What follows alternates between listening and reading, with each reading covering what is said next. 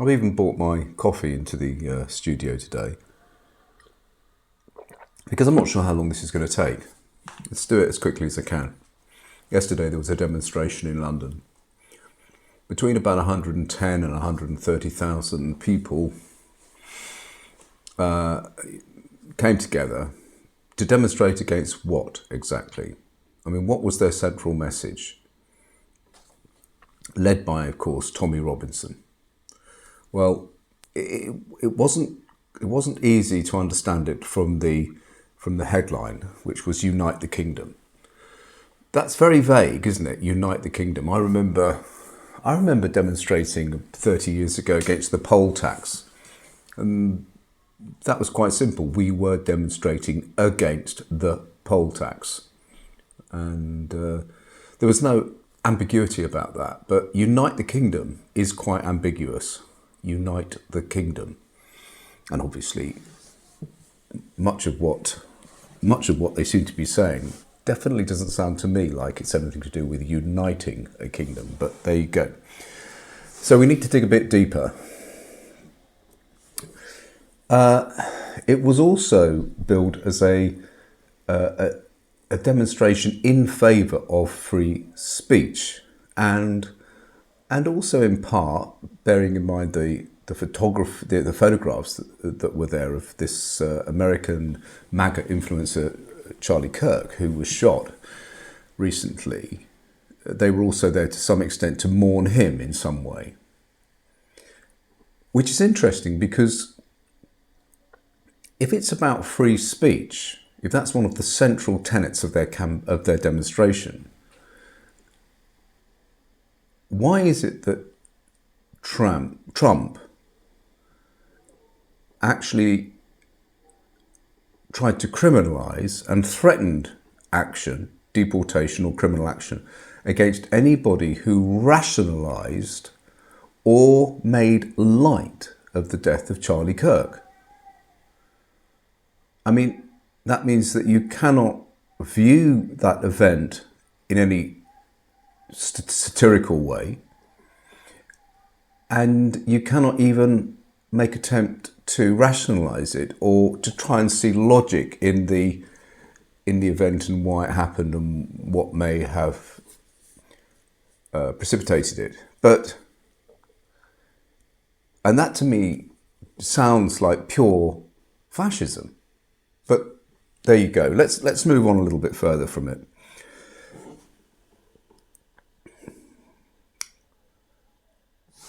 They want to stop illegal immigration, and they want to deport illegal immigrants. That seems to be, I think, digging down, that seems to be the tangible thing that we can take from it. But is that really what they want? Think back to the heady days of Brexit. Brexit was going to kind of solve everything. Brexit was a visceral movement, very much solidified by the same sort of demographic who might have been on this demonstration, and driven by this kind of thinking. But nothing happened after Brexit. It hasn't changed anything at all. So it's hard to imagine now, back just in that year or two of the campaigning Brexit, it was going to be a new dawn for the UK, wasn't it? I mean, it literally was going to be, we were going to get our country back. That was what it was about. Nothing happened. I mean, there's been no positive effects of Brexit, not only from sort of people, from my point of view, from people who wanted to remain in the EU, but also from those that voted against it. You could not mention a single positive effect on either side of the argument. And that's why we're still here, and people are still demonstrating against immigration and still wanting to deport illegal immigrants. Is that really what they want? So let's look at the first part, which is they want to stop illegal immigration. So if we stopped illegal immigration tomorrow, would that mean that they would be satiated, satisfied, happy, and that would be the end of the, should we say, the national flag wearing movement? Well, of course it wouldn't. It wouldn't make any difference. It would be Brexit all over again. We stop the boats. We stop immigration, illegal immigration. We're still left with a country which has a very ethnically diverse makeup and increasingly ethnically diverse makeup, and legal immigration, which counts for about 95 or something percent of current migration into the UK. So none of those things will pacify the campaigners who are campaigning against, well, as I said, it's not exactly sure, but illegal immigration and possibly it's not really about any of this. In my opinion, in a way, they're too late. I think I know what they want, and I don't think that they're going to get it, because the UK has changed and we cannot reverse that.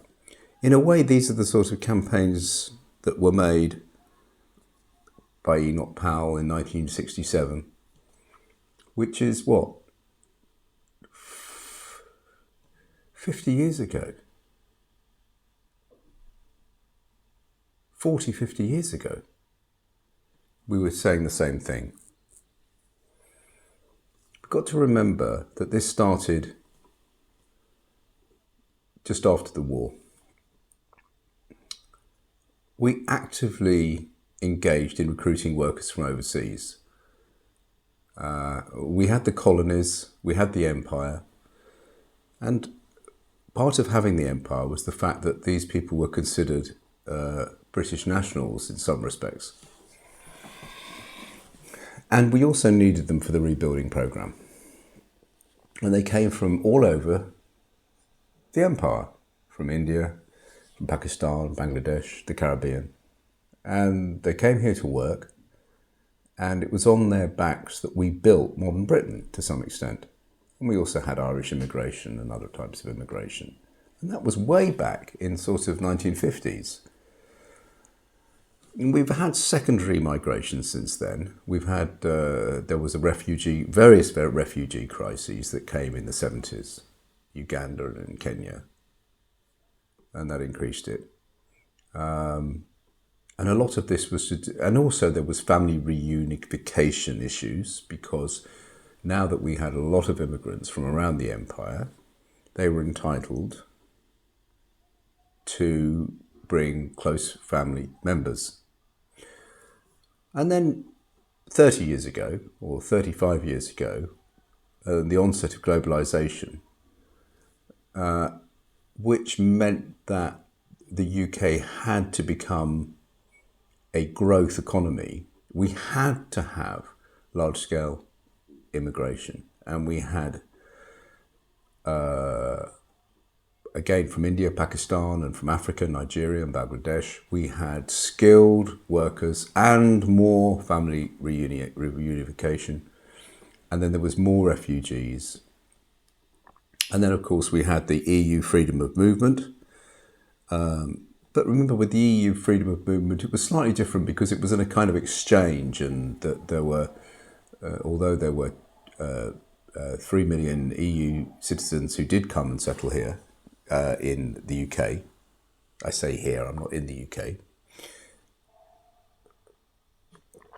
There were equal number of, or not equal, but there were a substantial number of British citizens who disappeared and went to live in Germany and France and Spain and Portugal and where have you. The point is that for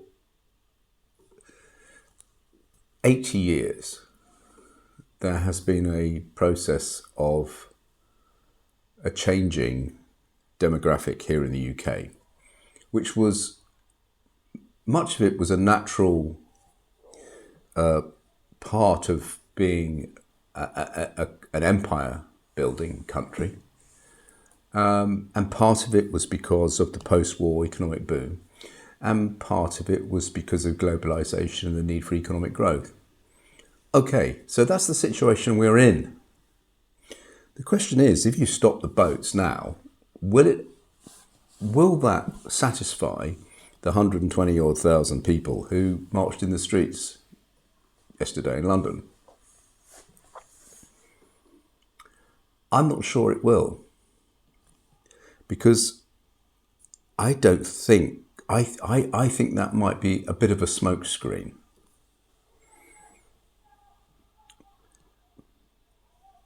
The UK has changed. I don't disagree with that. And some people don't like the way it's changed. And I can understand that. That's okay. You know, I do have sympathy with their feelings. To some extent, of course. But that's the reality we are in. And I don't think that by deporting 300,000 illegal immigrants and by stopping the boats, that this will make a huge difference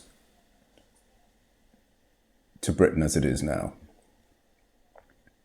Britain has become a multicultural country, and that's the way it is. That's the reality. If you think back to 1959 in the UK, do you know what the biggest grossing film of the year was that people queued round the block to see? It was Carry On Nurse. Black and white, Carry On Nurse. Go and have it, dig it out. It's on YouTube, I think. I mean, imagine queuing up in Bradford and Slough and, you know, Cardiff, round the block in the pouring rain to buy a 50p ticket to watch Carry On Nurse, and that is the biggest grossing film. Things have changed. The world is not what it is. It is, yes, it is unrecognisable.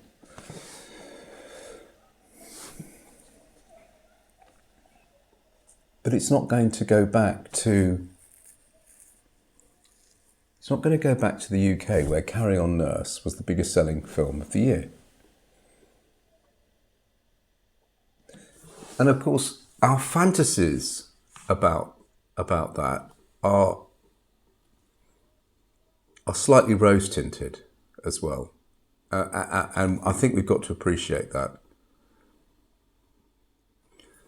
I mean, there are columnists, aren't there, and journalists like Peter Hitchens, who lives in the past, but he lives in a fantasy past. Kind of, you know, Dixon of Dock Green fantasy, Bobby's on the beat. You know, the teacher could give you a clip round the ear and it never did me any harm, that kind of thing. And it's something of a fantasy. Now, if you watch those old films like Carry On Nurse, biggest film of the year, 1959, if you watch that film, you'll feel a warm tinge of nostalgia for an England that sort of existed, but not quite in the way that we imagined it did.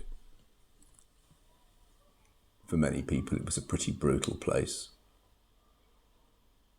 Of course, we know that there would be signs on rented houses saying no dogs, no blacks, no Irish. It wasn't a particularly pleasant place to live for many people.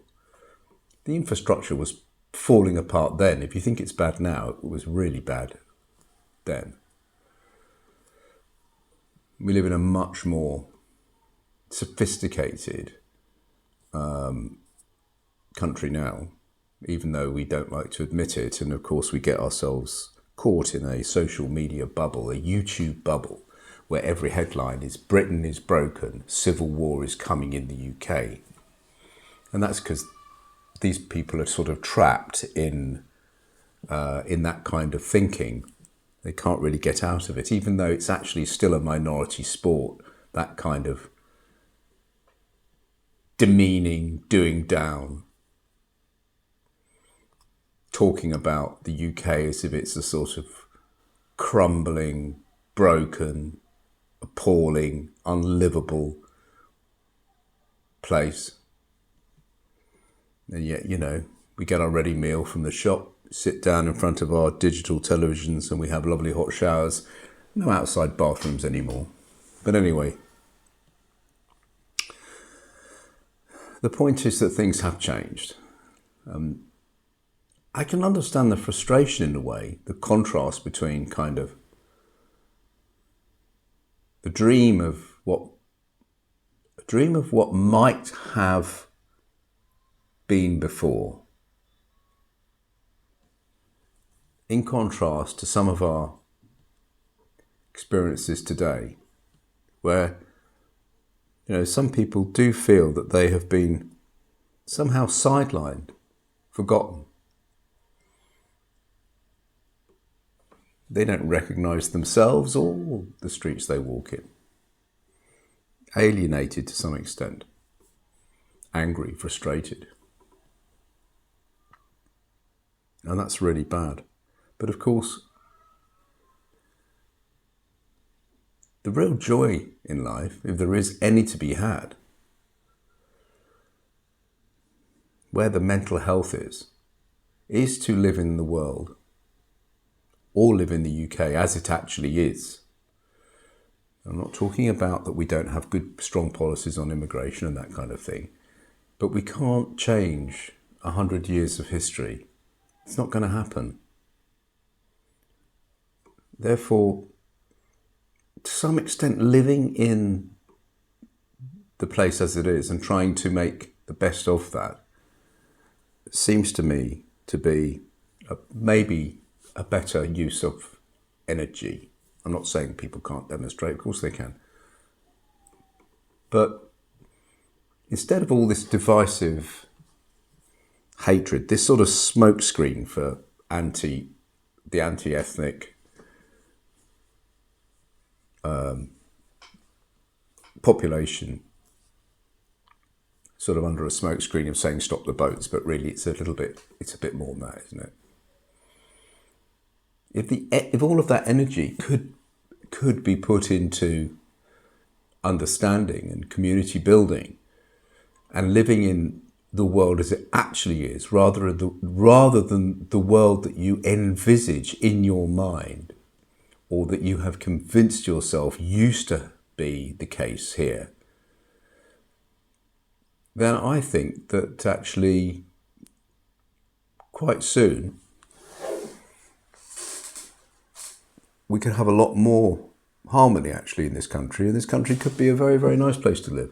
But all of the energy is going into these kind of movements at the moment. All of the energy online, all of the energy in the States. And it's getting very unpleasant. And somebody at that meeting yesterday, at the demonstration, was in effect calling for the murder of lefties and that kind of thing. You know who I'm talking about. Which is just bizarre.